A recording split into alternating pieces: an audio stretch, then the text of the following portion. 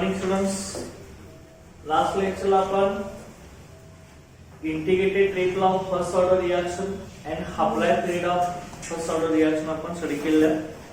त्यानंतर नेक्स्ट आता graphical representation of first order reaction. ते फर्स्ट ऑर्डर रिएक्शनचे ग्राफ कसे आहेत आपल्याला बघायचं. तर differential rate law of first order reaction. तर फर्स्ट ऑर्डर रिएक्शन आपण एक कन्सिडर केली तर A is converted to products. Okay, A is converted to products. Differential rate law आपला कसा असणार आहे. Rate is equal to minus dA divided by D. हा आपला डिफरन्शियल रेट लॉ असतो. आणि रेट लॉ ह्याचा कसा आहे ना आपला is equal to take concentration of reactant after time t. Okay, concentration of reactant after time t plus 0. तर चला हा आपला काय आहे की ग्राफिकल रिप्रेझेंटेशन आपण ह्याच्यावर करायचं. Differential rate law of first order reaction असं आपण लिहिलेलं आहे. आता हे जे इक्वेशन आहे ते y is equal to mx plus c ह्या पॅटर्न मध्ये आपले इक्वेशन हे येणार आहे. हे y is equal to mx plus इकडे काय असणार आहे c असणार. ओके, इथे बघा की y असणार आहे हे m हे आपलं x आणि हे c या फॅक्टर मध्ये आपलं इक्वेशन येते y = mx + c. आपण जर ग्राफ प्लॉट केला रेट वर्सेस कॉन्संट्रेशन t हा straight line parallel to passing to origin मिळतो. Rate of reaction against concentration. आपण हा जर ग्राफ काढला कॉन्संट्रेशन ऑफ रिएक्टंट हा जर ग्राफ काढला आपण तर हा straight line passing through origin असा ग्राफ मिळतो आपल्याला. Straight line passing through origin आणि स्लोप ऑफ द लाईन हा आपला काय निघणार आहे तर केटी. तर का के आपला काय निघणार आहे तर स्लोप ऑफ द लाईन हा आपल्याला के मिळणार. ओके, हा स्लोप के मिळणार. हे सगळे स्लोपचं नेचर लक्षात ठेवायचं तुम्हाला विचारलं जातात रेट आणि सीईटी साठी. ओके, तर rate against concentration of reactant. Okay, this is straight line passing through origin. त्यानंतर नेक्स्ट बघा इनिशियल कॉन्संट्रेशन ए मध्ये आपण येतो. सेकंड ग्राफ ह्याच्यामधला integrated rate law first order reaction होत आहे. पहिला डिफरन्शियल रेट लॉ होता. आता integrated rate law first order reaction काय होतं आपला rate constant K is equal to 2.303 divided by T log 10 initial concentration divided by concentration after time T. Okay, ते आपले इक्वेशन होतं. आता हे इक्वेशन आपण रिअरेंज केलं. T ह्या साइडला घेतला तर T ह्या साइडला घेतला मल्टिप्लाय हा 2.3 झाला तर ह्याला डिवाइड होईल ना. Okay, 80 divided by 2.303 is equal to log 10 concentration of A0 minus 80. आता लॉगचं डिव्हायडेशन मध्ये काय असू शकतं सबट्रॅक्शन असू शकतं. की लॉगचं डिव्हायडेशन मध्ये सबट्रॅक्शन. हे कसं येणार आहे log 10 initial concentration minus log 10 आपलं काय येणार कॉन्संट्रेशन रिमेन्स आफ्टर टाइम ते आपलं येणार. आता मग आपण त्यामध्ये जर ग्राफ जर आपण प्लॉट केला हा सुद्धा सेम y = mx + c ह्या पॅटर्न मध्ये आपण निघू शकतो. तर लक्षात घ्या log 10 80 जर ह्या साइडला घेतला तर आपल्याला कसं निघेल बघा log 10 concentration of 80 is equal to 80 ह्या साइडला येतो मायनस के होणार ना. हे minus K 2.303 okay into T आणि हा log 10 A0 ला काय होणार आहे प्लस होणार आहे प्लस log 10 A0. ओके, अशात आपल्याला हे रिअरेंज मिळेल. हे सुद्धा सेम y = mx + c ह्या पॅटर्न मध्ये इक्वेशन आहे. आपल्या इथं स्लोप काय निघणार आहे मायनस के अपॉन 2.03 हा स्लोप निघणार आहे. तर जर आपण ग्राफचं नेचर जर बघितलं ह्याचं log 10 ते log 10 बघा A0 by 80 हा जर आपण ग्राफ प्लॉट केला अगेन्स्ट टाइम t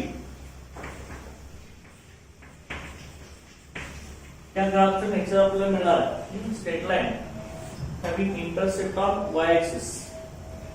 ओके, तर इथं स्लोप कुठला निघणार आहे बघा. स्लोप आपला कुठला येणार आहे? स्लोप मायनस के अपॉन 2.303 हा स्लोप येणार आहे. आणि इंटरसेप्ट काय असणार आहे? log 10 a0 हा इंटरसेप्ट असणार. इथे इंटरसेप्ट येणार ना आपला ह्या ऍक्सिस इंटरसेप्ट. इस ग्राफ मध्ये लक्षात ठेवायचं लक्षात घ्या. log 10 इनिशियल कॉन्सन्ट्रेशन हा आपला काय निघणार आहे याच्यामध्ये? ते इंटरसेप्ट निघणार. लक्षात आहे ना? त्यानंतर नेक्स्ट याच्यामध्ये पुढचा बघा. Same third graphical representation. इथे बघा log 10 याच्यावरच आपण करणार आहे a0 by 80 is equal to काय ना सांगा. इथं log 10 a0 by 80 is equal to 80 divide by काय होणार आहे? ओके, 2.303 ना. ह्याचा जर आपण ग्राफ जर प्लॉट केला तर आपल्याला हा सुद्धा y is equal to mx plus c हा t आपण या साईडला घेतला तर हे सुद्धा आपलं काय असणार आहे? y is equal to mx plus c हे ह्या पॅटर्न मध्ये येणार आहे. ओके, आपण ग्राफ प्लॉट केला असेल याच्यामध्ये log 10 concentration of a0 by 80 against the concentration of reactant हा जर ग्राफ प्लॉट केला आपण तर याचं नेचर आपल्याला लिखतोय versus t. log 10 a0 by 80 वर्सेस t टाइम t हा जर ग्राफ प्लॉट केला तर ह्याचं नेचर आपल्याला निघतं straight line passing to origin.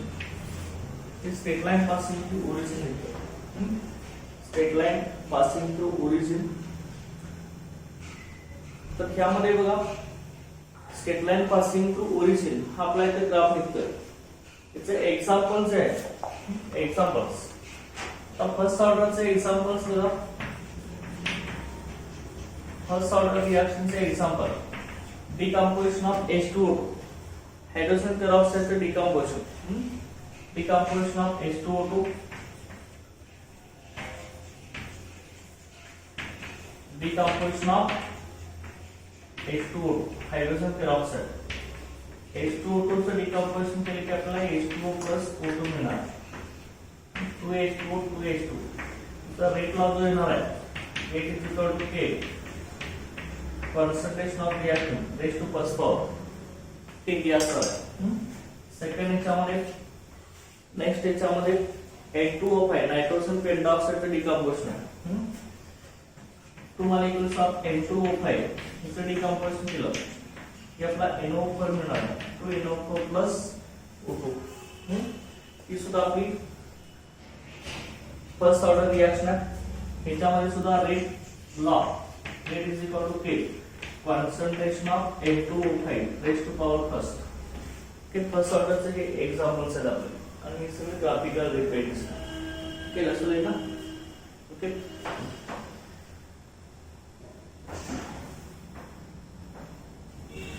त्यानंतर नेक्स्ट बघा integrated rate law for gas phase reactions.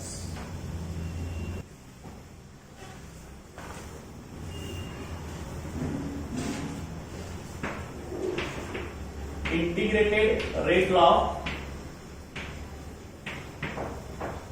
For gas phase reactions. Okay, integrated rate law for gas phase reactions. आता ज्या रिएक्शन गॅसियस स्टेट मध्ये होत असतात त्यांच्यासाठी इंटिग्रेटेड रेट लॉ काय असतं ते आपल्याला बघायचं आहे. तर गॅस फेज रिएक्शन आपण एखादी घेतल्याची A gas it gives products B gas plus C gas असे आपली रिएक्शन असेल. ओके, तर त्या रिएक्शन मध्ये इनिशियल प्रेशर जे असणार आहे A चं इनिशियल प्रेशर ऑफ A की आपला असणार आहे इज पी आय. आपण असं कॅल्क्युलेट केलं A चे इनिशियल प्रेशर पी आय असेल and that decreases by x, that decreases by x with time t. T या टाइमला याचं इनिशियल कॉन्सन्ट्रेशन x एवढं डिक्रीज होणार आहे. आता प्रेशर ऑफ रिएक्टंट ए ते आपलं ऍट टाइम टी ला किती असणार आहे बघा. Pressure of A at time T या टाइम नंतर आपलं किती असतं. इनिशियल काय आपलं पी आहे ना, डिक्रीज किती होणार आहे, एक्स एवढं डिक्रीज होणार आहे. म्हणजे आता टाइम टी नंतर किती शिल्लक झालं, किती असणार आपलं P I minus x. Okay, P ते आपलं प्रेशर ऑफ ए लक्षात घ्या. Initial pressure of reactant A P I minus x. Okay, initial pressure आपलं पी आहे ना, एक्स एवढं आपलं डिक्रीज होणार, त्यामुळे काय होणार, हे पी आय मायनस एक्स येणार. आणि त्यानंतर pressure of the product B and C, त्या दोघांचं प्रेशर इक्वल असणार आहे. ते दोघांचं एक एक मोलच आहे. Pressure of product B is equal to pressure of product C is equal to X. हे ह्याचं एक्स असेल. मग total pressure at time T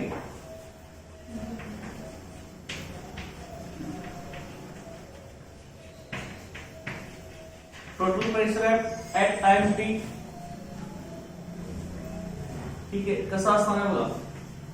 total pressure P is equal to आपलं हिचं किती आलंय, ए चं पी आय मायनस एक्स आणि बी आणि सी चं इक्वल आहे, ते एक्सच आहे. म्हणजे टोटल प्रेशर म्हणजे रिएक्टंट आणि प्रोडक्टच्या दोघांचं प्रेशर ना. रिएक्टंट पण आहे ए, ए चे किती येणार आहे, पी आय मायनस एक्स. परत आता बी, बी चं पण एक्स आहे आणि सी चं पण आपलं एक्स आहे, त्यामुळे एक्स प्लस एक्स. आता मग परत काय होणार बघा, हे मायनस एक्स ला ही प्लस एक्स कॅन्सल झालं, राहिलं काय इथं P I plus x. Total pressure काय आलं, पी आय प्लस एक्स आलं. ओके, त्यानंतर आता एक्स ची व्हॅल्यू विचारून काढा तुम्ही. कॉन्सन्ट्रेशन आपलं एक्स एवढं डिक्रीज होणार, एक्स इज इक्वल टू आपलं काय येणार मग इथं, X is equal to P minus P I असे मिळेल. एक्स ची value P minus P I. आता pressure of A at time T हे आपल्याला काढायचं. Pressure of A at time T काढायचं. ही व्हॅल्यू जी आपण एक्स ची व्हॅल्यू तर आपण इथे पुट अप करणार त्या इक्वेशन मध्ये. ही व्हॅल्यू एक्स ची व्हॅल्यू आपण ह्या इक्वेशन मध्ये पुट अप केली तर आपल्याला काय मिळेल बघा, P A is equal to P I minus. Okay, X ची व्हॅल्यू किती आपली पी मायनस पी आय, किती आपण इथं पुट अप केली पी मायनस पी आय. ते आपण केलं P I minus P plus काय नाव आहे आपलं इथं, P I minus P plus P I. आता पी आय किती आले आपले, 2 पी आले ना, म्हणून आपण काय म्हणतो 2 पी आय मायनस पी. तर का प्रेशर ऑफ रिएक्टंट हे आपलं काय आलं, 2 पी आय मायनस पी आलं. ओके, आता त्यानंतर integrated rate law of first order reaction. Integrated rate law of first order reaction आपलं काय, K is equal to 2.3 divided by T log 10 initial concentration of reactant A0 divided by concentration remains after time t 80. आता इथं partial pressure घेतोय म्हणजे initial concentration आपलं हे partial pressure असणार आहे. इनिशियल कॉन्सन्ट्रेशन A0 ते आपले PI असणार आहे आणि कॉन्सन्ट्रेशन रिमेन्स आफ्टर टाइम मध्ये partial pressure remains after time T हे आपले किती असणार आहे, की 2PI मायनस P असणार आहे. ठीक आहे, 2PI मायनस P असणार आहे. त्या व्हॅल्यू आपण इथं पुट अप केल्या तर K is equal to 2.303 divide by T log 10. Okay, concentration of A0 आपलं PI divide by 2PI minus P. Okay, त्या फॉर्म्युला आपण हे काढू शकतो लक्षात घ्या. P आपलं काय असणार आहे, P टोटल प्रेशर असणार आहे, PI इनिशियल प्रेशर असणार आहे. ओके, आपला हा integrated rate law gas field reaction साठी हा फॉर्म्युला घेऊन आपण हे सगळं सॉल्व्ह करायचं आहे. लक्षात आलं. तर त्यानंतर नेक्स्ट बघा याच्यातला प्रॉब्लेम एक घेऊया आपण.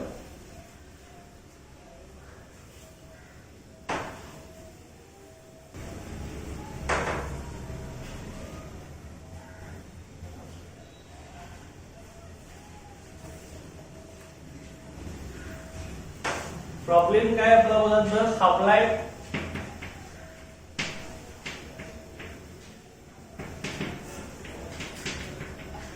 the half-life of first order,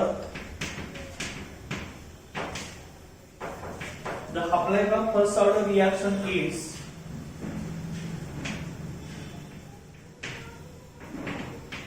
990 seconds. If the initial concentration of reactant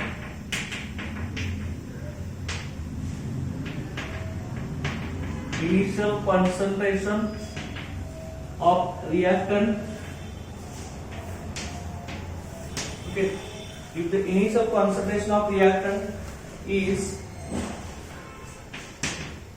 0.08 mole per dm cube, fat concentration would remain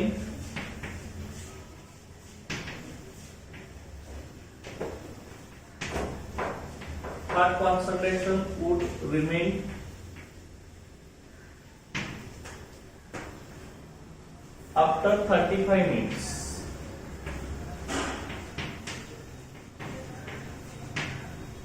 After 35 minutes. Okay. आपल्याला बघा कॉन्सन्ट्रेशन 35 मिनिटांचं काढायचं.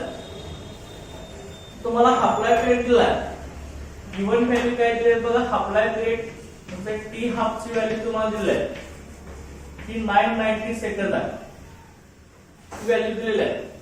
इनिशियल कॉन्सन्ट्रेशन ऑफ रिएक्टंट मध्ये H0 ची व्हॅल्यू तुम्हाला दिली आहे 0.08 मोल पर डीएम क्यूब, ही व्हॅल्यू दिलेली आहे. त्यानंतर fat concentration remain after time t, the concentration remains after time t. AT ची व्हॅल्यू काढायचं आहे तुम्हाला. इथं T ची व्हॅल्यू दिलेली आहे 35 मिनिट दिलेली आहे. 35 मिनिट सेकंड मध्ये करायचं. 1 मिनिट मध्ये आपले 60 सेकंद, जे 35 × 60 करणार आहोत. ते मध्ये हे किती आले आपलं 00 चल का. ओके, एवढे 2100 सेकंद आले आपले, एवढे सेकंद आले. ते आपण आता सुरुवातीला तुम्हाला integrated rate law of first order रिएक्शनचा फॉर्म्युला काय आपला 2.303 divide by T log 10 initial concentration of reactant divided by concentration after time t. पण त्यामध्ये तुम्हाला AT ची तर व्हॅल्यू काढायचं आहे. H0 दिलाय, टाइम दिलाय, K ची व्हॅल्यू दिलेली नाही. हे कसं करणार आहे, आपल्या पेड वरून करणार आहे.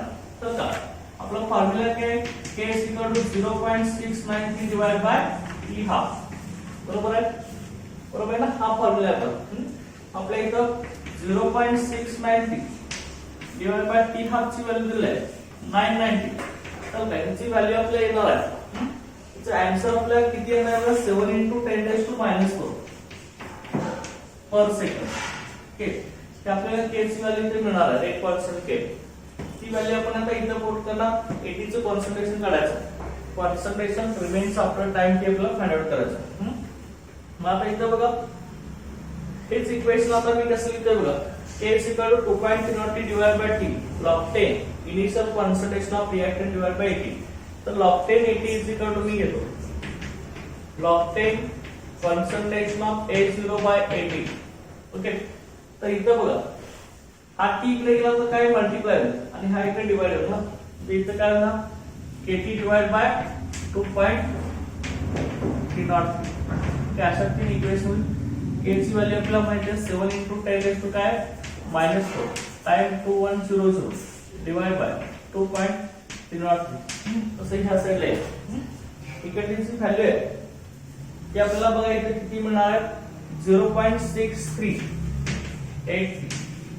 ही व्हॅल्यू आपल्याला मिळणार आहे ह्या साइडची. तर log 10 H0 बाय AT ही व्हॅल्यू आपल्याला इथे मिळाली. आपला AT ची व्हॅल्यू काढायची. तर इथे AT = बघा AT = तर हिचा अँटीलॉग घ्या H0 बाय AT. लॉग इकडे केला अँटीलॉगचा. अँटीलॉग 0.6383 चा अँटीलॉग घ्यायचा. तिचा अँटीलॉग आपल्याला मिळणार आहे 4.35. तर काहीची व्हॅल्यू एवढी आली 4.35. त्यानंतर 80 ची व्हॅल्यू काढायचं आपल्याला, तर A0 ह्या साइडला घ्यायचा.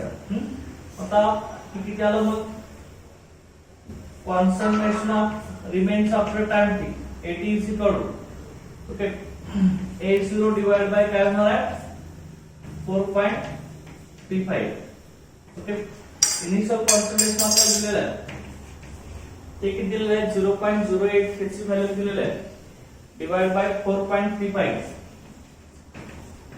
ओके ते आपल्याला सिंपलीफाय करायचं 0.0184 मोल पर dm. ओके अशा पद्धतीने आपल्याला हे concentration remains after time T मिळणार आहे. Okay understand. त्यानंतर नेक्स्ट एक्झाम्पलला प्रॉब्लेम बघा.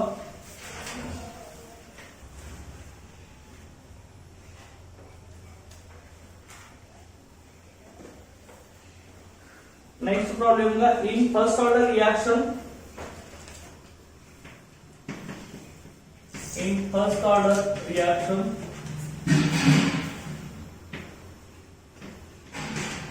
first order reaction 60% of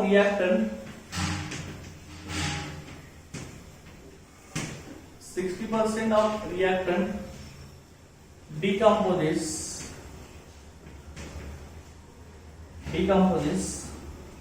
in 45 minutes.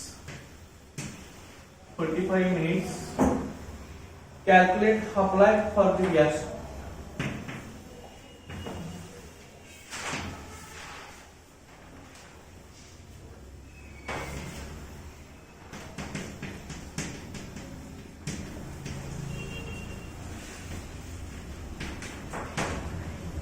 Calculate half-life for the reaction. Okay. बरं कसं होणार आहे का फर्स्ट ऑर्डर रिएक्शन आहे 60% रिएक्टंट डिकंपोज होणार 45 मिनिट मध्ये. तर आपल्याला हाफ लाईफ काढायचा आहे. तर आता हाफ लाईफ काढण्यासाठी फॉर्म्युला काय आपला फर्स्ट ऑर्डरचा half life T half is equal to 0.693 divide by K. बरोबर आहे. आता हाफ लाईफ काढण्यासाठी K ची व्हॅल्यू तुम्हाला काढली पाहिजे. काय काय दिले बघा फर्स्ट ऑर्डर रिएक्शन आहे 60% रिएक्टंट डिकंपोज झालाय म्हणजे शिल्लक किती राहिलाय सुरुवातीचा किती असणार आहे इनिशियल कॉन्सन्ट्रेशन किती असणार आहे 100 असणार आहे.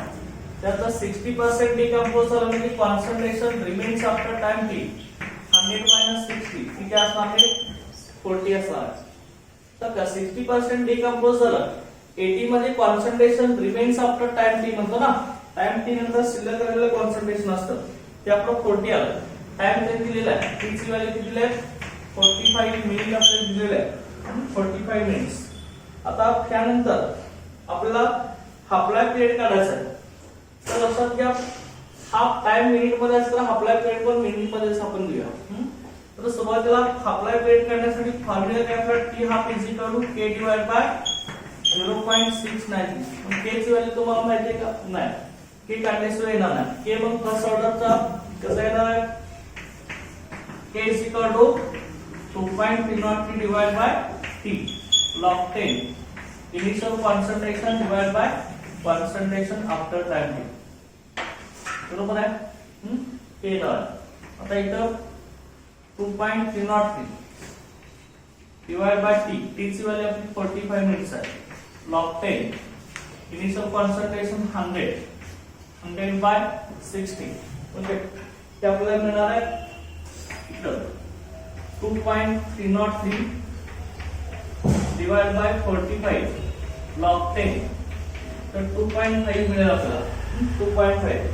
आता log 10 2.5 ची व्हॅल्यू आहे k is equal to 2.303 divided by 45 log 10 2.5 ची व्हॅल्यू याची व्हॅल्यू आपली किती येते बघा 0.3979 एवढी आपली log 10 2.5 ची व्हॅल्यू मिळते आपल्याला.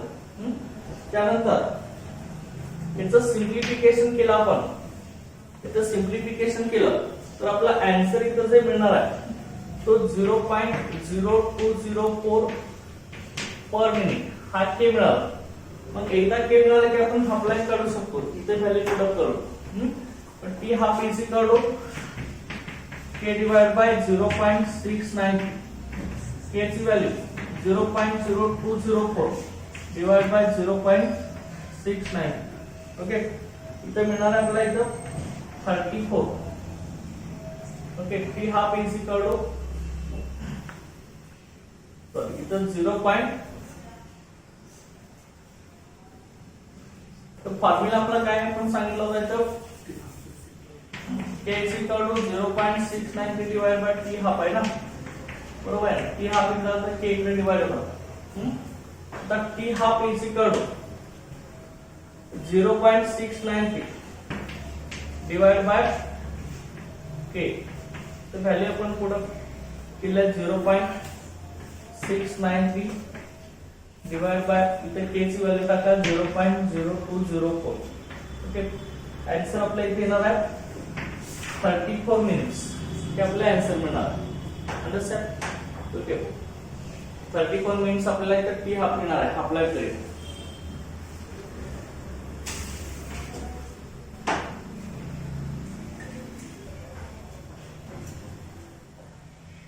नेक्स्ट प्रॉब्लेम याच्यामध्ये following data will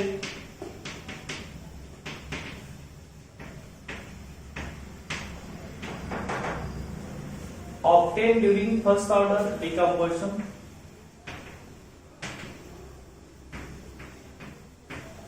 Obtained during first order decomposition.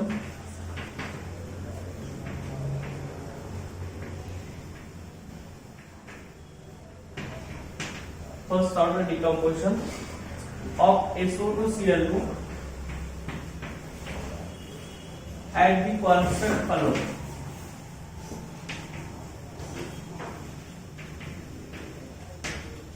At the constant column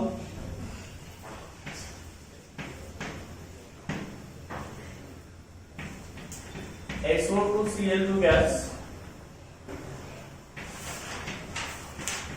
SO2 gas plus Cl2 gas.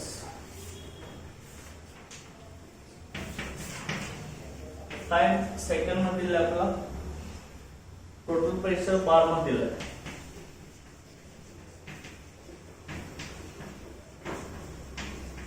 ते आपलं बार मध्ये. टाइम 0 असताना टोटल प्रेशर 0.5 आहे आणि टाइम 100 सेकंद असताना टोटल प्रेशर 0.6 आहे. Calculate rate constant of reaction.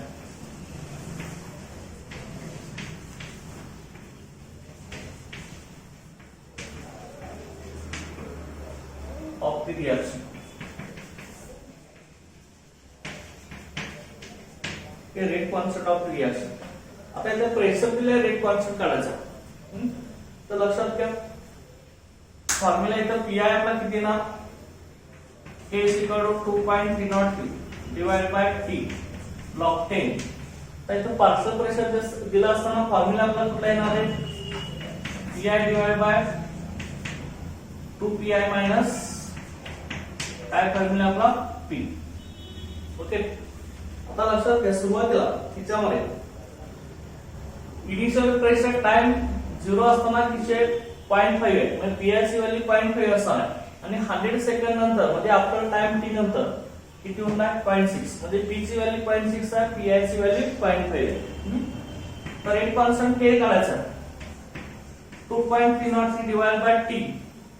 Time आपल्या इथं दिलेला आहे, t या टाइम 100 सेकंद log 10. pi ची व्हॅल्यू इनिशियल प्रेशर 0.5, 2pi ची व्हॅल्यू 0.5 2 into 0.5 minus 0.6. ओके, इथं आपलं 2.303 ते डिवाइड बाय 100. Okay, log 10. आता 0.5 डिवाइड बाय किती ना बघा, 2 into 0.5 मध्ये हे 1 आलं, 1 minus 0.6 किती आलं, हे 0.4 आलं.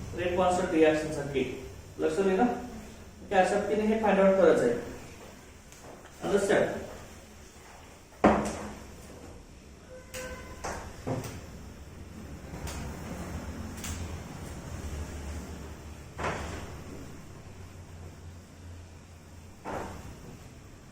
आता नेक्स्ट बघा झिरो ऑर्डर रिएक्शन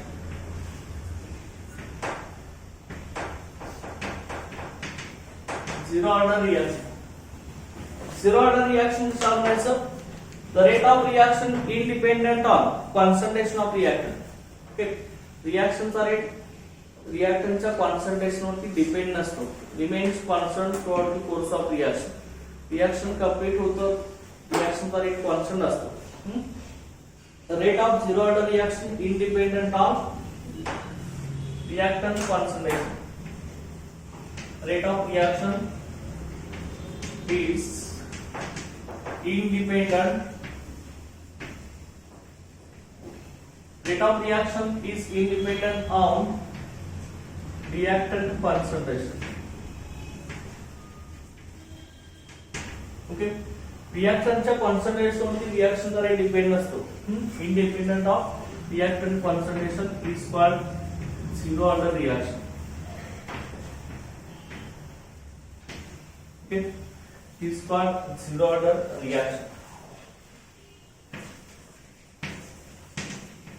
यालाच आपण झिरो ऑर्डर रिएक्शन असं म्हणतो. आता इंटिग्रेटेड रेट लॉ आपल्याला स्टडी करायचा आहे झिरो ऑर्डर रिएक्शन साठी.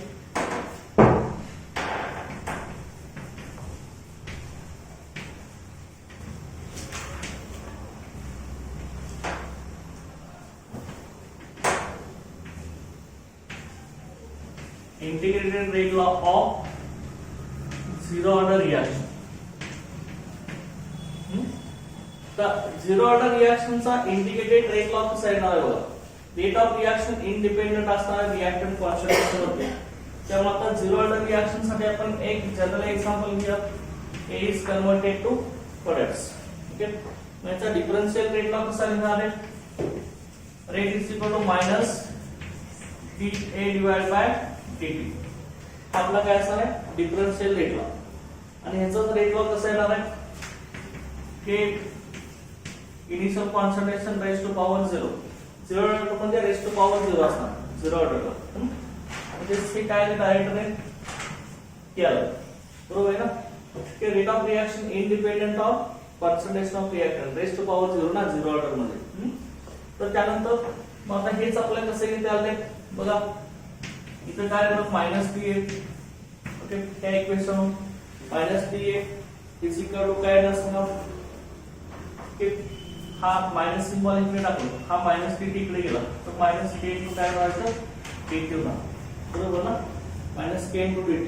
आता इंटिग्रेशन घेतलं आपण याचं. इंटिग्रेशन घेतलं बिटवीन द लिमिट्स.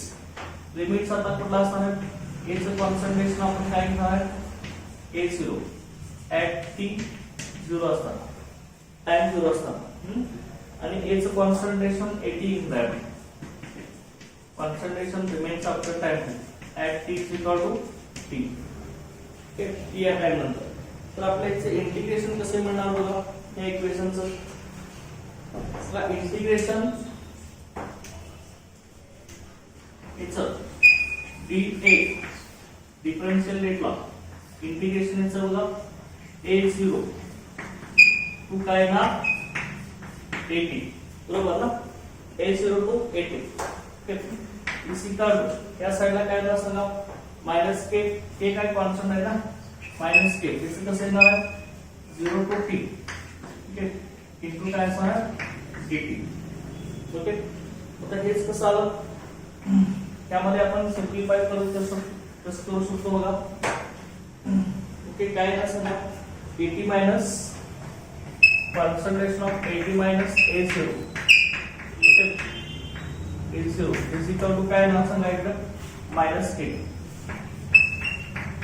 बरोबर ना, हे मायनस केटी आलं,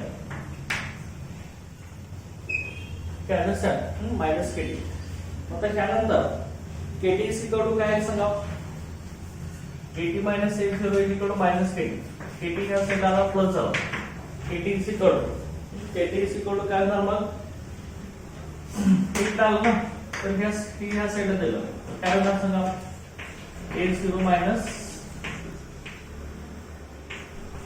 केटी. अंडरस्टँड, लक्षात आलं की आपलं काय येणार आहे, फर्स्ट ऑर्डर रिएक्शन साठी, झिरो ऑर्डर रिएक्शन साठी k is equal to t ह्या साईडला परत गेला तर a zero minus a t divide by काय होणार टी. हा आपला काय येणार आहे, integrated rate law for first order reaction. कसं integrated rate law for zero order reaction, हे झिरो ऑर्डर रिएक्शनचा इंटिग्रेटेड रेट लॉ. आता मग ह्याचं युनिट कसं येणार आहे, युनिट बघा, ए झिरो मध्ये काय आपलं इनिशियल कॉन्सन्ट्रेशन, एटी मध्ये इनिशियल कॉन्सन्ट्रेशन आहे, त्याचं युनिट आहे कॉन्सन्ट्रेशन. आपलं कशामध्ये असतं, कॉन्सन्ट्रेशन मोल पर डीएम क्यूब मध्ये ना, टाइम सेकंड मध्ये. हा वरती गेला तर काय होणार आहे, मोल पर डीएम क्यूब. हे आपलं रिएक्टंटचं कॉन्सन्ट्रेशन असतं, टाइम वरती गेला तर हे पर सेकंड. युनिट काय झालं, झिरो ऑर्डर रिएक्शन मध्ये रेट कॉन्स्टंटचं युनिट काय आलं, मोल पर डीएम क्यूब पर सेकंड. आणि आपलं फर्स्ट ऑर्डरला काय होतं, फक्त पर सेकंड होतं, सर का, हे लक्षात ठेवायचं. त्यानंतर नेक्स्ट याच्यामध्ये half life of zero order reaction आपल्याला बघायचं. Half life of zero order reaction,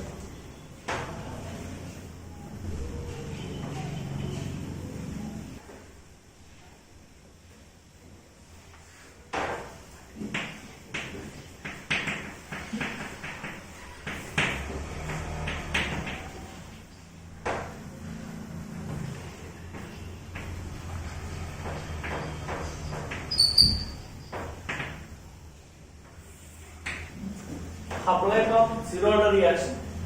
तर झिरो ऑर्डर रिएक्शनचा हाफ लाईफ काढायचा, integrated rate law for zero order reaction काय घेतला, ए zero minus a t divide by T, बरोबर आहे.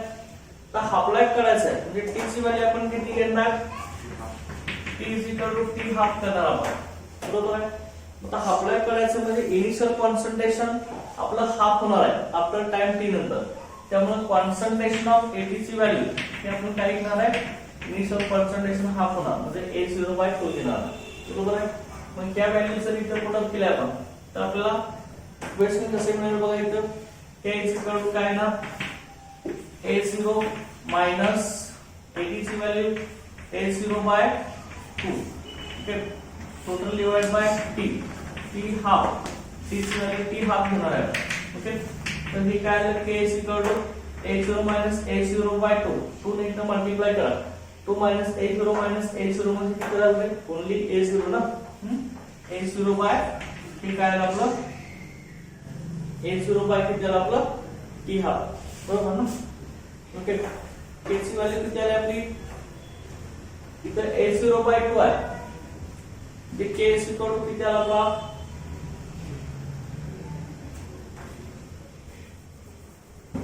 इथं आपण 2 ने इथं मल्टिप्लाय केलं ना, किती आलं सांगा, के इज इक्वल टू जसं ना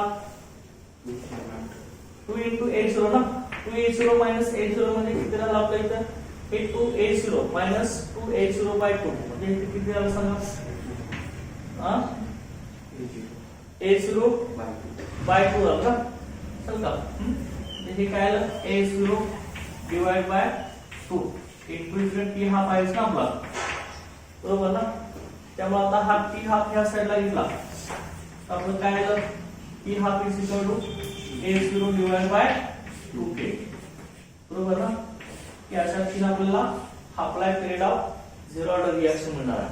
तर half life period of zero order reaction कशावर डिपेंड आहे, इनिशियल कॉन्सन्ट्रेशन ऑफ रिएक्टंट वर डिपेंड आहे, sir is proportional to initial concentration of reactant. First order रिएक्शनला काय होता, हाफ लाईफ पिरियड इंडिपेंडेंट होता इनिशियल कॉन्सन्ट्रेशन ऑफ रिएक्टंट, इथे depend आहे सारख्या इनिशियल कॉन्सन्ट्रेशन वर, लक्षात. आता त्यानंतर आपण ग्राफ जर प्लॉट केला याच्यामध्ये ग्राफिकल रिप्रेझेंटेशन बघितलं तर हे ग्राफिकल रिप्रेझेंटेशन कसं येतं? Graphical representation of zero order reaction.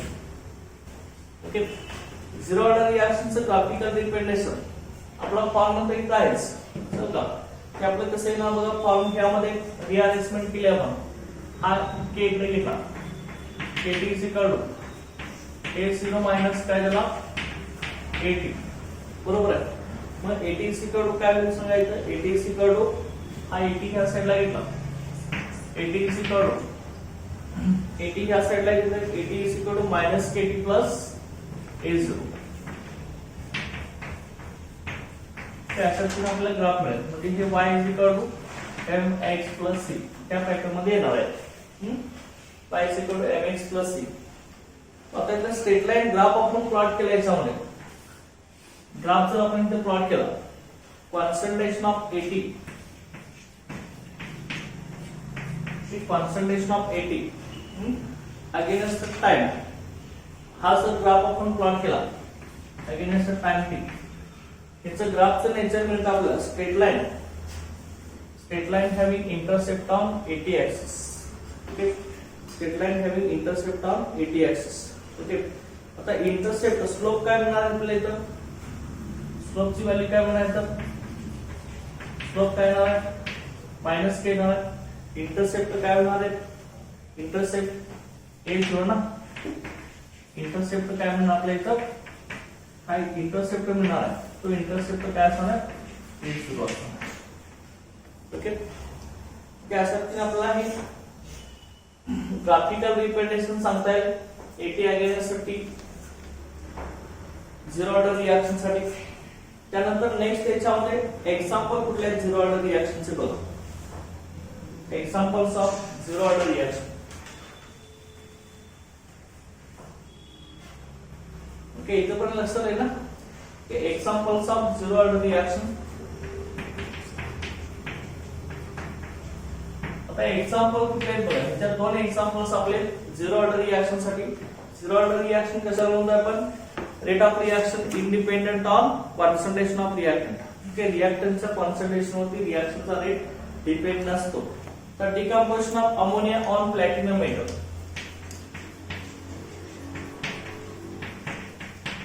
decomposition of NH on platinum metal. ठीक है, आपले एग्जांपल आहे decomposition of ammonia on platinum metal. तर decomposition of ammonia platinum metal वरती कसं होतं बघा, समजा आपण 2NH3 गॅस हा घेतला अमोनिया गॅस, त्याचं डिकम्पोजिशन आपलं कसं होणार N2 gas plus 3H2 gas असं डिकम्पोजिशन होणार. आता प्लॅटिनम मेटलच्या प्रेस मध्ये अमोनियाचं डिकम्पोजिशन होत असताना अमोनियाचं कॉन्सन्ट्रेशन जास्त चेंज होत नाही. कारण का काय होतं लक्षात घ्या, हा प्लॅटिनम मेटलचा सरफेस आहे, अमोनिया तर गॅस स्टेट मध्ये आहे. मग हे अनेक अमोनिया मॉलिक्युल्स, तिथं जे अमोनियाचे मॉलिक्युल्स प्लॅटिनम मेटलच्या कॉन्टॅक्ट मध्ये आहेत, त्याच अमोनिया मॉलिक्युलची प्लॅटिनमच्या मेटल बरोबर रिएक्शन होईल. का जे अमोनिया मॉलिक्युल प्लॅटिनम मेटलच्या सरफेसच्या कॉन्टॅक्ट मध्ये त्यांचेच प्लॅटिनम बरोबर रिएक्शन होणार. आणि मग जे सरफेसच्या वरती मॉलिक्युल्स आहेत अमोनियाचे, त्यांची त्या प्लॅटिनम बरोबर रिएक्शन होणार नाही. म्हणजे जे प्लॅटिनम मेटलच्या सरफेसच्या कॉन्टॅक्ट मध्ये असणारे अमोनिया मॉलिक्युल्स एकदम कमी असणार आहेत आणि कॉन्टॅक्ट मध्ये नसणारे अमोनिया मॉलिक्युल्स हे एकदम जास्त असणार आहेत. त्यामुळे अमोनियाचं कॉन्सन्ट्रेशन वरती जास्त इफेक्ट होणार नाही. जवळपास अमोनियाचं कॉन्सन्ट्रेशन कॉन्स्टंट असणार आहे. म्हणजे 1 मोल घेतला तर 0.1 मोलच आपलं फक्त प्लॅटिनम मेटलच्या कॉन्टॅक्ट मध्ये येत आहे. 0.99 मोल अमोनिया प्लॅटिनम मेटलच्या सरफेसच्या कॉन्टॅक्ट मध्ये येत नाही. त्यामुळे अमोनियाचं कॉन्सन्ट्रेशन रिमेन्स कॉन्स्टंट आपल्याला लक्षात घ्या. ओके, त्यामुळे ही झिरो ऑर्डर रिएक्शन आहे, decomposition of ammonia on platinum metal. आणि second decomposition of nitrous oxide in presence of decomposition of nitrous oxide in presence of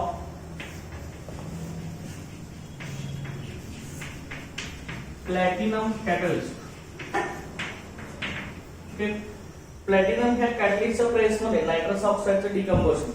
आता इथं पण same nitrous oxide N2O gas आहे, त्याचं आपण डिकंपोजिशन करणार आहे प्लॅटिनम मेटलच्या प्रेस मध्ये PT.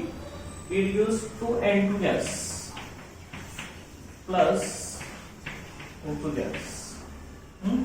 इथं आपण घेऊया 2N2. प्लॅटिनम ह्या मेटलच्या कॉन्टॅक्ट मध्ये नायट्रस ऑक्साईडचे एकदम कमी मॉलिक्युल्स असणार आहेत. जास्तीत जास्त मॉलिक्युल प्लॅटिनम सरफेसच्या बाहेर आहेत, त्यामुळे जास्त काय प्लॅटिनम मेटल बरोबर नायट्रस ऑक्साईडची रिएक्शन होणार नाही. त्यामुळे कॉन्सन्ट्रेशन रिमेन्स कॉन्स्टंट असणार आहे नायट्रस ऑक्साईडचं, त्यामुळे ही झिरो ऑर्डर रिएक्शन असणार. त्यानंतर catalytic decomposition of phosphine. Catalytic decomposition of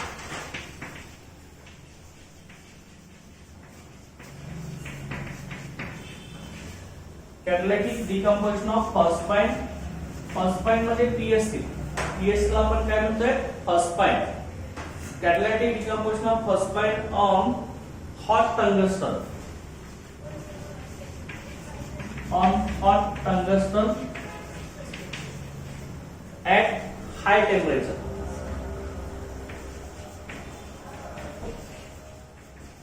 At high temperature. म्हणजे फॉस्फाईनचं टंगस्टन मेटलच्या प्रेस मध्ये हाय टेम्परेचरला डिकंपोज होत असतं. फॉस्फाईन हा पॉइझनस गॅस आहे लक्षात पीएसपी. ओके, त्याला आपण ही सुद्धा आपली झिरो ऑर्डर रिएक्शन आहे. त्यात 3 एक्झाम्पल्स आहेत झिरो ऑर्डर रिएक्शनची. Decomposition of ammonia on platinum metal, decomposition of nitrous oxide, catalytic decomposition of phosphine on tungsten at high temperature. Okay, तर त्यानंतर हाय टेम्परेचर आणि हाय प्रेशर म्हणायचं. High pressure, high pressure. Okay, त्यानंतर बघा next इथं आपली zero order reaction झालेलं आहे. नेक्स्ट याच्यामध्ये आता सिडो plus order reaction.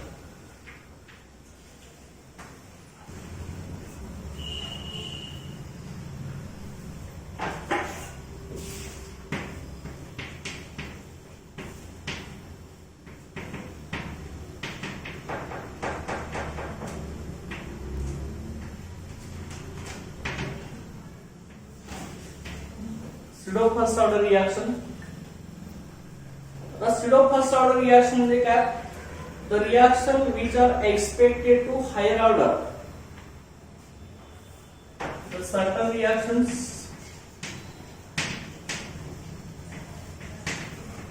okay, the certain reactions which are expected to be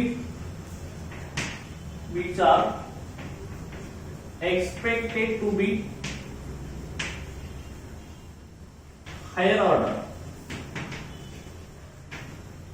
Okay, the certain reaction which are expected to be higher order. Higher order follow the first order kinetics. Follow the first order kinetics. Okay, follow the first order kinetics.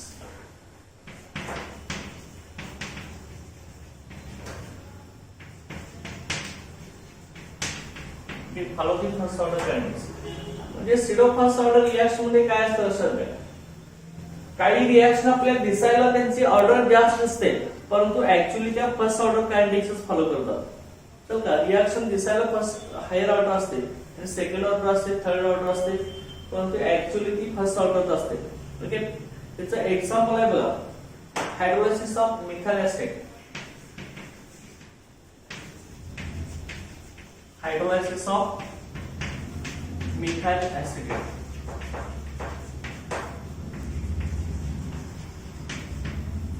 Hydrolysis of methyl acetate. Methyl acetate बघा CH3 COOCH3 त्याला आपण methyl acid म्हणणार आहे. त्याचा hydrolysis करायचं ऍक्वेस. Hydrolysis म्हणजे water मॉलिक्युलचे addition आहे. त्याचा हायड्रोलायसिस झालं, इस्टरचा हायड्रोलायसिस झालं की आपल्याला कार्बोक्सिलिक ऍसिड आणि अल्कोहोल मिळतो. CH3COH aqueous plus CH3OH aqueous. Okay, ही आपली रिॲक्शन. तर इथं रेट लॉ जो येणार आहे, तर तो रेट लॉ कसा येतो बघा. Rate law rate is equal to K, concentration of CH3COOCS.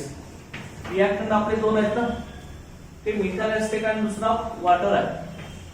Rate of reaction okay is found to be rate is equal to K, concentration of methyl acetate आणि concentration of H2O. आता मग या रिएक्शनची expected order काय आपली, order किती आपली raise to power ना, इथे रेस टू पॉवर किती आहे 1, इथं रेस टू पॉवर किती आहे 1. त्यामुळे रिएक्शन आपली कशी आहे, ओव्हरऑल ऑर्डर ऑफ रिएक्शन किती आली रेट लॉ वरून, सेकंड ऑर्डर ना. Reaction is found to be second order. ही रिएक्शन आपल्याला दिसायला सेकंड ऑर्डर दिसत आहे, तर का follows higher order. Okay, follow the first order kinetics म्हणजे दिसायला आपली हायर ऑर्डर वाटते, आपली सेकंड ऑर्डर रिएक्शन आहे त्या रेट लॉ वरून. परंतु ही काय फॉलो करते, फर्स्ट ऑर्डर काइनेटिक्स फॉलो करते. लक्षात घ्या, दिसायला सेकंड ऑर्डर आहे पण ते ऍक्च्युअली फर्स्ट ऑर्डरच आहे. कसे लक्षात घ्या, तर ज्यावेळी आपण मिथाइल एस्टेटचं हायड्रोलायसिस करणार आहे, त्यावेळी मिथाइल एस्टेटचे मॉलिक्यूल कमी आणि वॉटरचे मॉलिक्यूल जास्त असतात. म्हणजे वॉटरचं कॉन्सन्ट्रेशन जास्त असतं. वॉटरचं कॉन्सन्ट्रेशन जास्त असेल तर त्या एखादा वॉटर मॉलिक्यूल ह्या एका मिथाइल एस्टेटवर रिएक्ट झाल्यावरती त्याच्या कॉन्सन्ट्रेशन वरती काही जास्त इफेक्ट पडणार नाही. वॉटरचं कॉन्सन्ट्रेशन जवळपास सेम राहणार आहे. म्हणजे 100 मोल असतील, 100 मोल वॉटरचे असतील आणि ह्याचा 1 मोल असेल, तर वॉटरचा 1 मोल ह्याच्यावर रिएक्ट होऊन CH3COH आणि CH3OH तयार केलं. मग 99 मोल वॉटरचे ऍडिटिव्ह राहिले ना, म्हणजे वॉटरच्या कॉन्सन्ट्रेशन वरती जास्त काय फरक पडणार नाही. म्हणजे वॉटरचं कॉन्सन्ट्रेशन रिमेन्स कॉन्स्टंट राहू शकतं. त्यामुळं ते आपण काय समजू शकतो का, rate is equal to K, concentration of CH3COH into, आता वॉटरचं कॉन्सन्ट्रेशन रिमेन कॉन्स्टंट आहे, ते आपण के डॅश असं म्हटलं आपण. हे काय म्हटलं आपण, के डॅश. कारण काय येतं, कॉन्सन्ट्रेशन ऑफ वॉटर हे आपण काय एक्सप्लेन करतोय, के डॅश. आता लक्षात घ्या, k into k dash into CH3COH. Okay, CH3COH k into k dash म्हणजे के. ओके, हा आपलं काय आलं, CH3COOCS. अंडरस्टँड, तर आपला काय रेट. आता इथं रेट लॉ काय आला शेवटी आपला, rate is equal to K, concentration of CH3COCH3 raise to power first. म्हणजे रिएक्शन ऍक्च्युअली फर्स्ट ऑर्डर झाली की नाही, दिसायला आपली कशी होती सेकंड ऑर्डर. चल का, okay, he follows first order उभे करते. लक्षात दिसायला आपल्याला हायर ऑर्डर वाटते पण ते ऍक्च्युअली काय उभे करते, फर्स्ट ऑर्डर करते. लक्षात घ्या, त्याला काय म्हणायचं, pseudo first order reaction. Okay, ज्या रिएक्शन हायर ऑर्डर फॉलो करत असतात पण ते ऍक्च्युअली त्या फर्स्ट ऑर्डर असतात, त्याला काय म्हणायचं, pseudo first order reaction. Understand, ते समजले ना. ते इथं बघा. तर त्यानंतर नेक्स्ट पॉइंट याच्यामध्ये बघा, collision theory of biomolecular reactions.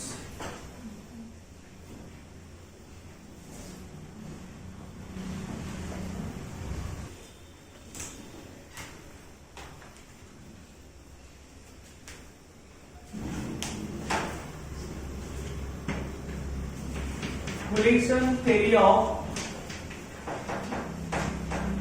biomolecular reactions.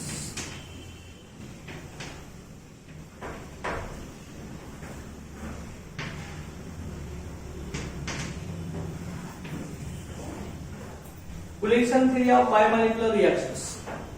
त्यामध्ये काय असणार बघा, कोलिशन थिअरी ऑफ बायोमॉलिक्युलर रिएक्शन मध्ये बायोमॉलिक्युलर म्हणजे ज्या रिएक्शन मध्ये दोन मॉलिक्यूल प्रेझेंट आहेत त्याला काय म्हणायचं, बायोमॉलिक्युलर रिएक्शन, मॉलिक्युलॅरिटी. आता कोलिशन थिअरी मध्ये लक्षात घ्या, एखादी केमिकल रिएक्शन होत असताना रिएक्टेड मॉलिक्युल्स कोलिशन होत असते, ते एकमेकावरती कोलाइड होत असतात, त्याच वेळी त्यांचं कन्व्हर्शन प्रोडक्ट मध्ये होत असतं. लक्षात घ्या. ओके, पहिली कंडिशन याच्यामध्ये collision between reactant molecules. Okay, collision between reactant molecules.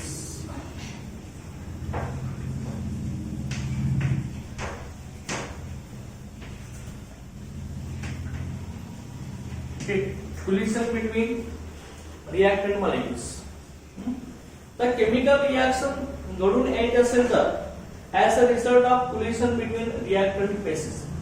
कुठलीही केमिकल रिएक्शन घडून येण्यासाठी रिएक्टंट मॉलिक्यूल मध्ये कोलिशन होत असतं आणि रिएक्टंट मॉलिक्यूल एकमेकाला कोलाइड होत असतात.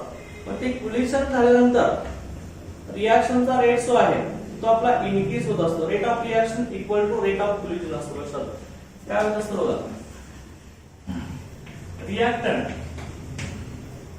रिएक्टंट मॉलिक्यूलचं काय होत असतं ते एकमेकावरती कोलाइड होत असतं. लक्षात reactant molecules are collide on each other. Chemical reaction होत असताना रिएक्टंट मॉलिक्यूल कोलाइड होत असतात. आता कोलिशन झाल्यानंतरच आपल्याला प्रोडक्ट मिळत असतं. आता ह्यामध्ये rate of reaction depends on collision of reactant molecules. Chemical रिएक्शनचा रेट जो आहे तो रिएक्टंट मॉलिक्यूलच्या कोलिशन वरती डिपेंड असतो. तर जेवढा रेट ऑफ कोलिशन जास्त असणार आहे तेवढाच आपला रेट ऑफ रिएक्शन असणार आहे. म्हणजे rate of reaction is equal to काय असणार आपला rate of collision. Rate of collision is equal to rate of reaction. आपला रेट ऑफ रिएक्शन असतो. आता मग रिएक्टंट एकमेकावरती कोलाइड झाले तरच त्यांचं कन्व्हर्शन प्रोडक्ट मध्ये होत असते. मग आता लक्षात घ्या की कोलिशन होत असताना सुद्धा कोलिशन जरी होत असलं की कोलिशन आपलं गॅसेस स्टेट मध्ये होत असतं. For gas phase reaction number of collision is far. Okay number of collision हे जास्त असतात गॅसेस स्टेट मध्ये. आता मग रिएक्टंट मॉलिक्यूल ज्यावेळी कोलिशन करणार आहेत त्यांच्यामधलं कोलिशन होत असताना ती कोलिशन इफेक्टिव्ह पाहिजे. लक्षात घ्या इफेक्टिव्ह कोलिशनच पाहिजे. सगळेच कोलिशन झालं सगळेच रिएक्टंट मॉलिक्यूल एकमेकावरती कोलाइड झाले तर सगळेच प्रोडक्ट फॉर्म करते. लक्षात घ्या त्यांचं कोलिशन होत असताना असे रिएक्टंट मॉलिक्यूल्स एकमेकावरती कोलाइड होत असताना त्यांचं कोलिशन इफेक्टिव्ह पाहिजे. लक्षात घ्या फक्त एकमेकावरती कोलाइड झाले म्हणून त्यांचं कन्व्हर्सन प्रोडक्ट मध्ये होत नाही. कोलिशन होत असताना इफेक्टिव्ह कोलिशन झालं पाहिजे. Only effective collision gives products. फक्त इफेक्टिव्ह कोलिशनच प्रोडक्ट देत असतात. लक्षात घ्या. आता मग इफेक्टिव्ह कोलिशन प्रोड्यूस करण्यासाठी त्या गॅस मॉलिक्यूल्सकडे सफिशियंट कायनेटिक एनर्जी पाहिजे. लक्षात घ्या सफिशियंट अशी कायनेटिक एनर्जी पाहिजे. सफिशियंट एनर्जी असेल तरच ते इफेक्टिव्ह कोलाइड होतील एकमेकावरती. सर का इफेक्टिव्ह कोलाइड होतील. जर एनर्जी कमी असेल तर ते जास्त जोरात कोलाइड होतील का नाही. ते इफेक्टिव्ह कोलिशन फास्ट असेल स्ट्रॉंग असेल तरच त्याचं कन्व्हर्सन प्रोडक्ट मध्ये होत असतं. फक्त एकमेकाला नॉर्मल कोलाइड झालं तर त्यांचं कन्व्हर्सन प्रोडक्ट मध्ये होत नाही. त्यामुळे सक्सेसफुल कोलिशनच हे प्रोडक्ट फॉर्मेशन करत असतात. आता जे रिएक्टंट मॉलिक्यूल्स एकमेकाला कोलाइड होत असतात त्यांची कायनेटिक एनर्जी ही सफिशियंट असावी लागते. आता रिएक्टंट मॉलिक्यूलला किंवा जे रिएक्टंट मॉलिक्यूल कोलाइड होणार आहे त्यांना मिनिमम अशी कायनेटिक एनर्जी पाहिजे. लक्षात घ्या त्या मिनिमम कायनेटिक एनर्जीज काय करू शकते रिएक्टंटचं कन्व्हर्सन प्रोडक्ट मध्ये करू शकते. लक्षात घ्या आता तिथं ऍक्टिव्हेशन एनर्जी कन्सेप्ट आहे. पहिला कन्सेप्ट काय कोलिशन बिटवीन रिएक्टंट मॉलिक्यूल मध्ये रिएक्टंट मॉलिक्यूल एकमेकावरती कोलाइड होणार आणि हे कोलिशन कसं पाहिजे इफेक्टिव्ह पाहिजे.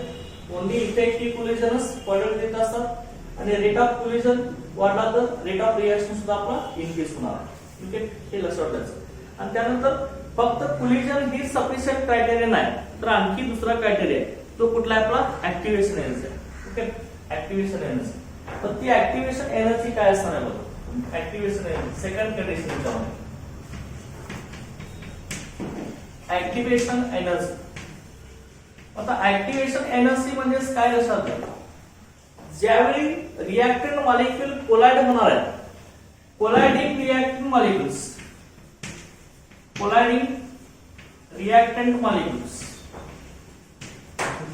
जे कोलाइड होणारे रिएक्टंट मॉलिक्यूल्स आहेत it possesses minimum kinetic energy.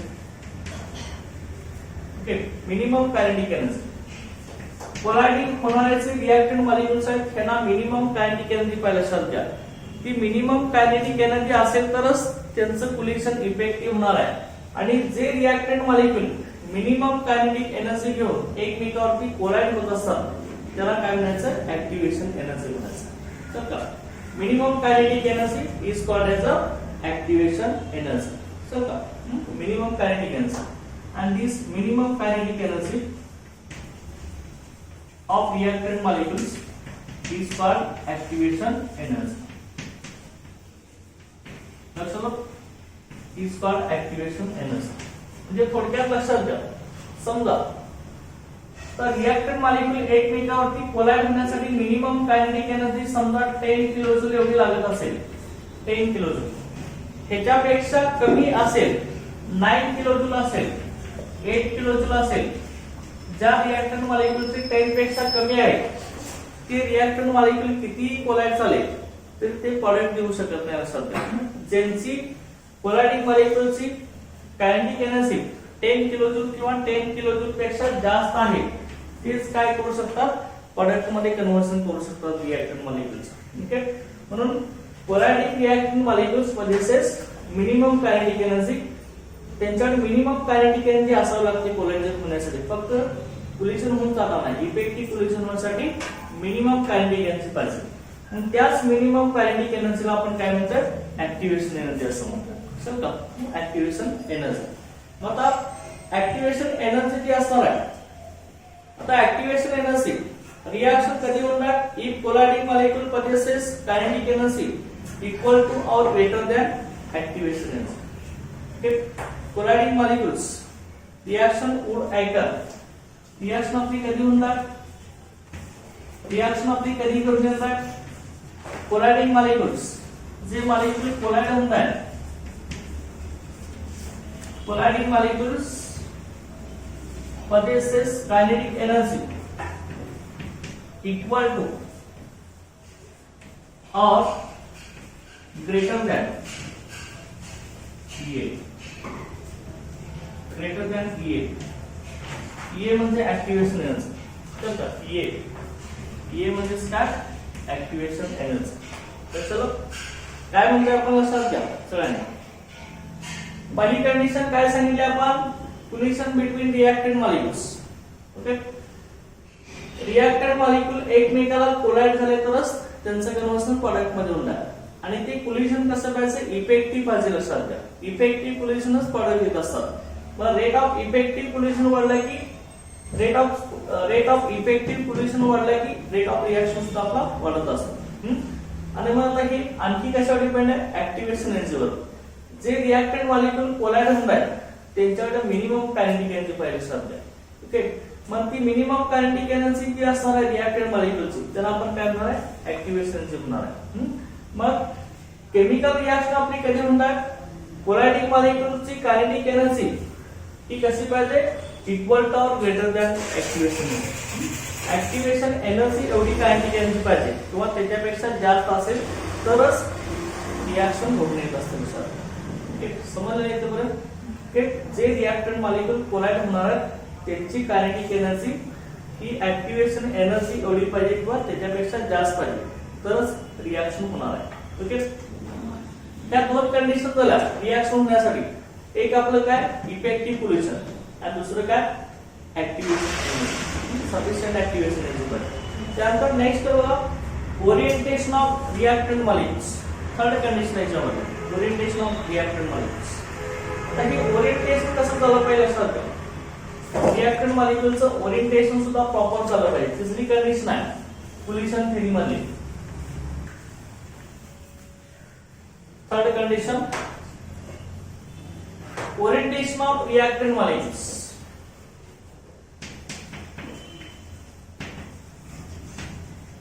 Orientation of reactant molecules.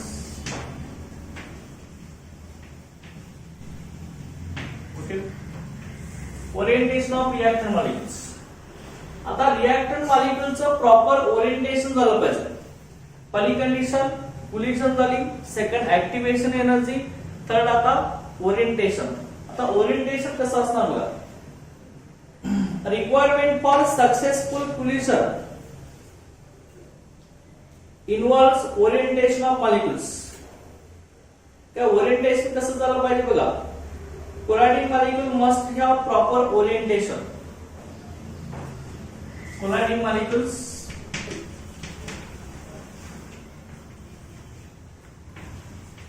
must have proper orientation. Must have proper orientation. म्हणजे जे मॉलिक्युल्स कोलॅड होणार आहेत त्यांच्याकडे इफेक्टिव्ह कोलिजन पण लागणारच आहे. परत काय पाहिजे, ऍक्टिव्हेशन एनर्जी सुद्धा पाहिजे सफिशियंट, आणि त्यानंतर ओरिएंटेशन सुद्धा प्रॉपर झालं पाहिजे. Colliding molecule must have proper orientation त्यांचं झालं पाहिजे. Molecules need to be oriented relative to each other. Reactant groups approach closely. म्हणजे मॉलिक्युल मध्ये रिएक्टंट ग्रुप्स ओरिएंटेशन प्रॉपर म्हणजे काय झालं पाहिजे रे, reactant groups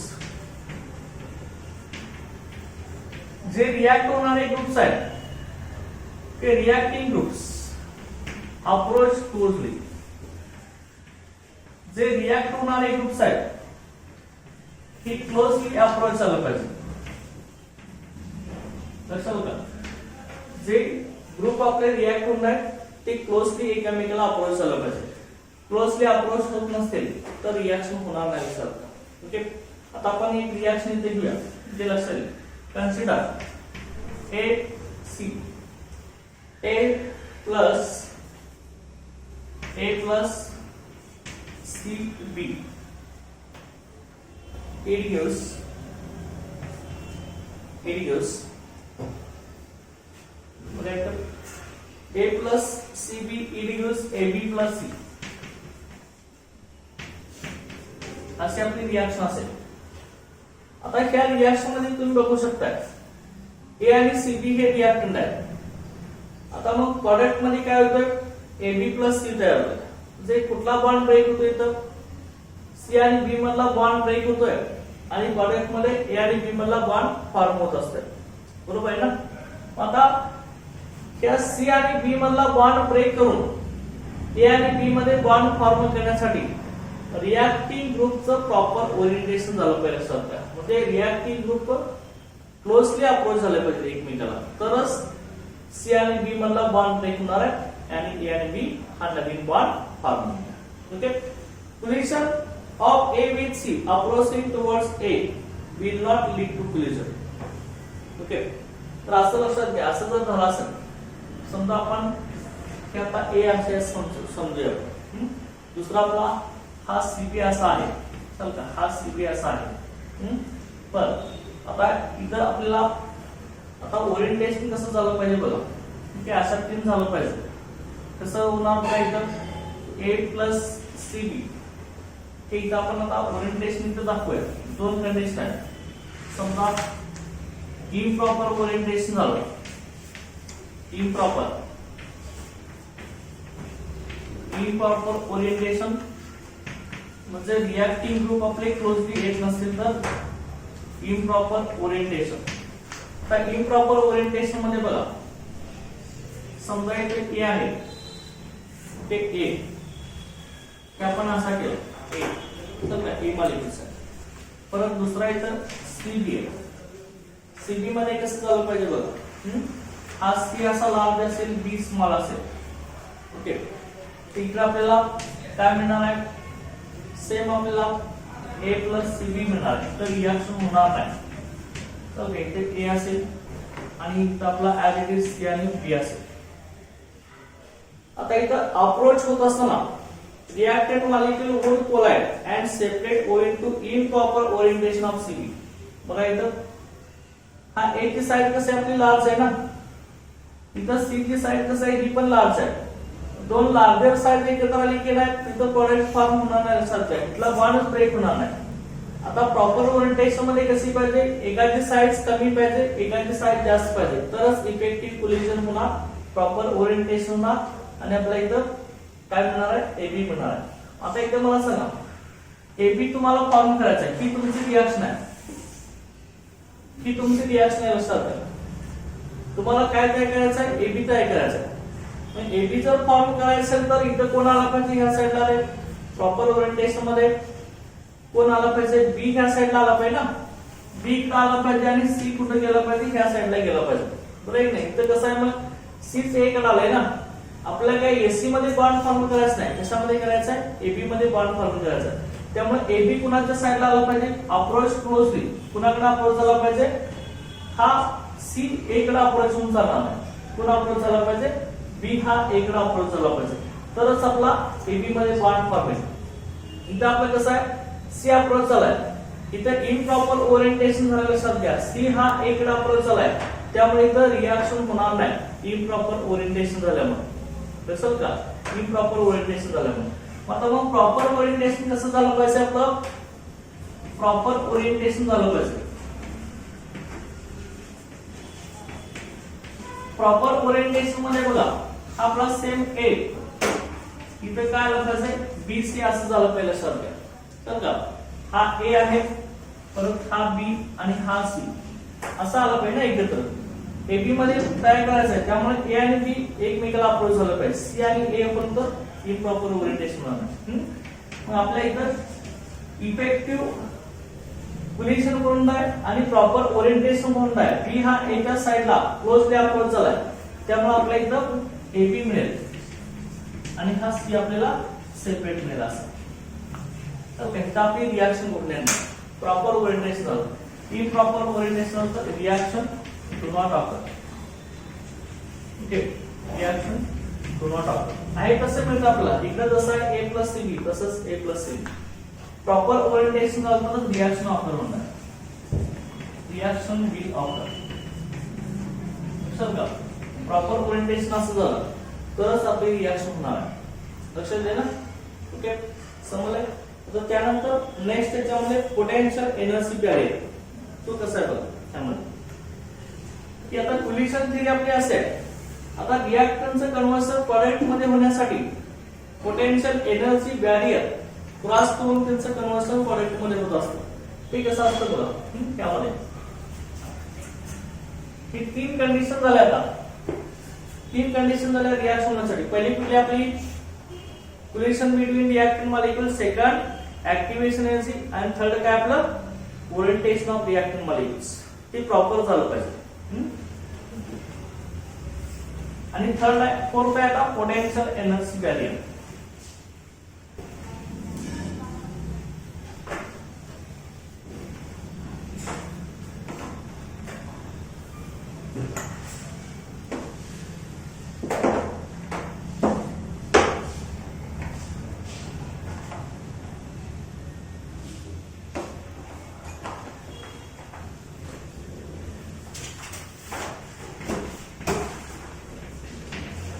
Potential energy barrier.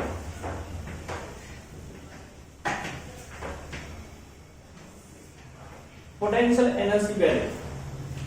तर पोटेन्शियल एनर्जी बॅरियर आपण आता परत रिएक्शन लिहिणार आहे. हीच रिएक्शन आपण आता बघितली प्रॉपर ओरिएंटेशन मध्ये. ती बघा a plus c b. Okay, it gives a b plus c. आपली रिएक्शन. ओके, तर ज्यावेळी कोलिशन होणार आहे, कोलिशन होत असताना नवीन बॉन्ड कुठला डेव्हलप होते? आपला एबी डेव्हलप होते आणि सीबी हा बॉन्ड आपला ब्रेक होत असतो. कोलिशन होत असताना सीबी बॉन्ड ब्रेक होऊन नवीन आपला एबी बॉन्ड फॉर्म होत असतो. त्याच वेळी लक्षात घ्या, एबी डेव्हलप होत असताना सीबी ब्रेक होते. कॉन्फिगरेशन ऑफ ए आहे are weakly connected together is called activated complex. म्हणजे लक्षात घ्या, बॉन्ड कुठला ब्रेक होतोय? ज्यावेळी सीबी बॉन्ड ब्रेक व्हायला चालू होतोय त्याच वेळी नवीन आपला एबी बॉन्ड फॉर्म व्हायला चालू होतोय. हे सायमल्टेनियस होत असतं. बॉन्ड ब्रेकिंग आणि बॉन्ड फॉर्मिंग हे सायमल्टेनियस होत असतं आपल्या लक्षात घ्या. त्यामुळे हे कसं होत असतं बघा, a plus c b direct a b plus c होत नाही. सुरुवातीला ए प्लस सीबी यांच्यामध्ये ए आणि सी का ए आणि बी मध्ये बॉन्ड फॉर्म होत असताना काय होतंय बघा. ओके, ज्यावेळी सी आणि बी मधला बॉन्ड ब्रेक व्हायला चालू होतोय त्याच वेळी ए आणि सी मध्ये बॉन्ड. ओके, काय म्हणते आपण लक्षात आलं? इथं आपण बी घेऊया, इथं आपण काय करूया? सी करूया. त्याचा अर्थ काय लक्षात घ्या, आपला एबी बॉन्ड फॉर्म करायचा, सीबी बॉन्ड ब्रेक करायचा. हे सायमल्टेनियस होत असतं बॉन्ड ब्रेकिंग. ज्यावेळी सीबी मधला बॉन्ड ब्रेक व्हायला चालू होतोय त्याच वेळी एबी मध्ये बॉन्ड फॉर्म व्हायला चालू होतोय. त्यामुळं इतर जी एनर्जी असणार आहे, एनर्जी वाढलेली असणार आहे लक्षात घ्या. ओके. आणि हा जो इंटरमिडिएट स्टेप आहे रिएक्टंट आणि प्रोडक्टचा मधली स्टेप आहे, लक्षात घ्या मधली स्टेप आहे. एकाच वेळी बॉन्ड ब्रेक व्हायला चालू झालाय सीबी मधला आणि त्याच वेळी एबी मध्ये बॉन्ड फॉर्म व्हायला चालू झालाय. इथं रिएक्शनची एनर्जी रिएक्टंट मॉलिक्युलची एनर्जी वाढलेली असते. हा रिएक्शन इंटरमिडिएट आहे, त्यालाच आपण काय म्हणतोय ऍक्टिव्हेटेड कॉम्प्लेक्स असं म्हणतो. त्याला आपण काय म्हणतोय ऍक्टिव्हेटेड कॉम्प्लेक्स. या ऍक्टिव्हेटेड कॉम्प्लेक्सची एनर्जी सगळ्यात जास्त असते. की एनर्जी जास्त असते याची लक्षात घ्या, पण ही एनर्जी कमी करून त्याचं कन्व्हर्शन प्रोडक्ट मध्ये होत असते. ज्यावेळी टोटल कंप्लीट एबी मध्ये बॉन्ड फॉर्म होत असतो त्यावेळी कंप्लीट सीबी बॉन्ड ब्रेक होत असतो. त्यावेळी आपल्याला एकदम मिळणार आहे ए बी प्लस सी. हा आपल्या इथं प्रोडक्ट होणार. ओके. त्यावेळी आपल्याला सांगायचं ते रिएक्टंट असणार. हा आपला रिएक्टंट असणार आहे. आता इथं लक्षात घ्या, आता एबीसी मध्ये एटम मध्ये need to gain energy which comes from kinetic energy of polarity molecules. इथे ऍक्टिव्हेटेड कॉम्प्लेक्सची एनर्जी आपली वाढणार आहे आपण असं म्हणतो. मग ही इन्क्रीज झाली एनर्जी कुणापासून मिळत असते, ज्यावेळी ए आणि सीबी हे दोन्ही मॉलिक्युल्स एकमेकाला कोलाइड होत असतात त्यावेळी त्यांची एनर्जी घेतलेली असते त्यांनी, त्यामुळे ती एनर्जी वाढलेली असते. एनर्जी घेतल्यामुळे ऍक्टिव्हेटेड कॉम्प्लेक्सची एनर्जी आपली इन्क्रीज झाली असते. अंडरस्टँड. तर त्यानंतर आपण आता पोटेन्शियल एनर्जी बॅरियर आपण बघणार आहे. तो पोटेन्शियल एनर्जी बॅरियर कसा आहे असणार, रिएक्टंट आणि प्रोडक्ट मला पोटेन्शियल एनर्जी बॅरियर. इकडे एनर्जी आपण बघणार आहे, एनर्जी कशी इन्क्रीज आणि डिक्रीज होते एनर्जी. ओके. एनर्जी बॅरियर आणि इकडे reaction coordinate. Reaction coordinate energy barrier and reaction coordinate ते आपले कसे असणार बघा. त्यामध्ये आता सुरुवातीला आपला रिएक्टंट इथं असणार, इथं रिएक्टंट असणार आहेत आपले. ओके. कुठले रिएक्टंट आहे आपले ए प्लस सीबी हे रिएक्टंट आहे. आता रिएक्टंटचं कन्व्हर्शन प्रोडक्ट मध्ये होण्यासाठी इंटरमिडिएट आपला ऍक्टिव्हेटेड कॉम्प्लेक्स असतो, त्याची एनर्जी वाढलेली असते, याची एनर्जी जास्त असते. त्याची एनर्जी का जास्त असते तर ज्यावेळी रिएक्टंट मॉलिक्युल कोलाइड होत असतात त्यावेळी तो एनर्जी गेन करत असतो, त्यामुळे याची एनर्जी जास्त असते. त्यामुळे एनर्जी आपली त्या साईडला अशी वाढणार आहे. रिएक्टंटची एनर्जी सुरुवातीला कमी असते ना, पोल्युशन झाल्यामुळे वाढणार आहे. मग आता इन्क्रीज झाली एनर्जी असा आपण ग्राफ दाखवणार बघा. अशा आणि मग शेवटी प्रोडक्ट होणार आहे ऍक्टिव्हेटेड कॉम्प्लेक्स ब्रेक होऊन मग प्रोडक्ट तयार होणार. त्यावेळी प्रोडक्टची एनर्जी कशी होणार आपली डिक्रीज होते. प्रोडक्टची एनर्जी काय होणार डिक्रीज होणार. इथं आपला कोण असणार आहे प्रोडक्ट असणार आहे. कुठला प्रोडक्ट असणार आहे एबी प्लस सी. लक्षात एबी प्लस सी हा आपला प्रोडक्ट असणार. लक्षात तर हा आपल्या इथं प्रोडक्ट होणार आहे. आता मग हा रिएक्टंट आणि प्रोडक्ट्स यांच्यामधला जो एनर्जी बॅरियर आहे त्या एनर्जी बॅरियरलाच आपण काय म्हणतोय ऍक्टिव्हेशन एनर्जी हे असं म्हणतो. हा एनर्जी बॅरियर आहे. ओके. आणि energy difference between reactant and products याला आपण काय म्हणतोय डेल्टा एच, एन्थॅल्पी ऑफ रिएक्शन. चल का हे म्हणजे काय activation energy reactant energy difference between reactant and activation energy त्याला आपण काय म्हणणार आहे हे लक्षात घ्या. Okay. Energy difference between reactant and activated complex. इथं आपला ऍक्टिव्हेटेड कॉम्प्लेक्स असणार ना, त्याची एनर्जी सगळ्यात जास्त आहे आपण सांगितलंय, त्यामुळे इथं काय असणार आहे ऍक्टिव्हेटेड कॉम्प्लेक्स. ओके. इथं असणार आहे आपला ऍक्टिव्हेटेड कॉम्प्लेक्स. या ठिकाणी त्या पीकला आपला ऍक्टिव्हेटेड कॉम्प्लेक्स असणार आहे. हा कोण असणार आहे तर ए बी सी आपला इथं असणार आहे. या ठिकाणी एची एनर्जी जास्त असते. मग आता ऍक्टिव्हेशन एनर्जी म्हणजे काय energy difference between reactant and activated complex त्याला आपण काय म्हणणार आहे ईएम म्हणणार आहे. ओके. आणि energy difference between reactant and product त्याला एन्थॅल्पी ऑफ रिएक्शन आपण म्हणणार आहे.